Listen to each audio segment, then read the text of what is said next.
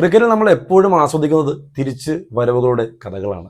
അങ്ങനെ ഒരു തിരിച്ചുവരവിൻ്റെ കഥയാണ് ഞാൻ സംസാരിക്കുന്നത്. നമ്മുടെ ഇന്ത്യൻ താരം ഹർലിൻ ഡോളിനെ കുറിച്ചാണ്.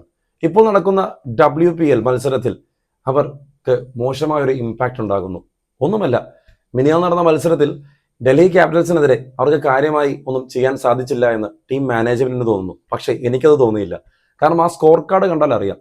130 എന്ന സ്ട്രൈക്ക് റേറ്റിൽ ഏകദേശം 39 റൺസ് നേടി നല്ലൊരു താളത്തിൽ ബാറ്റ് ചെയ്ത് വന്ന താരത്തെ ഫോഴ്സ്ഡ് റിട്ടയർമെന്റ് ചെയ്യിക്കുകയാണ് മാനേജ്മെന്റ്. അവിടെ നിന്ന് അങ്ങോട്ട് അവർ ഔട്ടായതിനു ശേഷം ടീം നേടിയെടുത്തതോ ആകെ 13 റൺസുകൾ. ഒരുപക്ഷെ അവർ നിന്നിരുന്നെങ്കിൽ ആ 10-15 പന്തുകളിൽ ചിലപ്പോൾ ഒരു കൺവേർഷൻ റേറ്റ് വന്ന് 170 മുകളിൽ പോകാൻ സാധ്യതയുണ്ടായിരുന്ന ഒരു ടോട്ടൽ 154 നിലംപതിക്കുന്നു. ആ മത്സരം ഡൽഹിയോട് UP വാരിയേഴ്സ് തോൽക്കുന്നു. തൊട്ടടുത്ത ദിവസം, അതായത് ഇന്നലെ, മുംബൈ ഇന്ത്യൻസിനെതിരെ വീണ്ടും അവർക്ക് അവിടെ അവസരം ലഭിക്കുകയാണ്. 161 റൺസ് ചേസ് ചെയ്യുന്നു UP വാരിയേഴ്സ്. അവിടെ ഹർലിൻ ഡൗൾ 2-3 വിക്കറ്റുകൾ പോയതിനു ശേഷം അവതരിക്കുകയാണ്. അവതരിച്ചത് മുതൽ അവരുടെ അറ്റാക്കിംഗ് ബാറ്റിംഗ് എന്താണെന്ന് ടീം മാനേജ്മെന്റിന് മുമ്പിൽ അവർ പ്രദർശിപ്പിക്കുന്ന കാഴ്ച.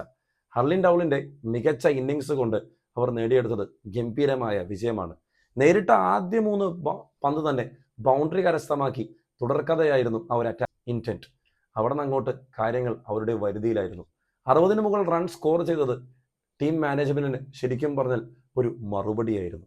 കാരണം സ്വന്തം ടീം സ്വന്തം താരത്തെ വിശ്വസിക്കുന്നില്ല, അല്ലെങ്കിൽ ഫോഴ്സ്ഡ് റിട്ടയർമെന്റ് ചെയ്യുന്നു എന്ന് പറഞ്ഞാൽ T20യിൽ ഒരു 80-70 സ്ട്രൈക്ക് റേറ്റിൽ ബാറ്റ് ചെയ്യുന്ന ആളാണെങ്കിൽ നമുക്ക് സമ്മതിക്കാം. പക്ഷെ ഇതങ്ങനെയല്ല. അവർ അത്രയും ഗംഭീരമായി ബാറ്റ് ചെയ്ത മത്സരത്തിൽ അവരങ്ങനെ തഴഞ്ഞപ്പോൾ അതിനുള്ള മറുപടി, ചുട്ട മറുപടി അവരായി തന്നെ കൊടുത്തു എന്ന് വേണം പറയാൻ.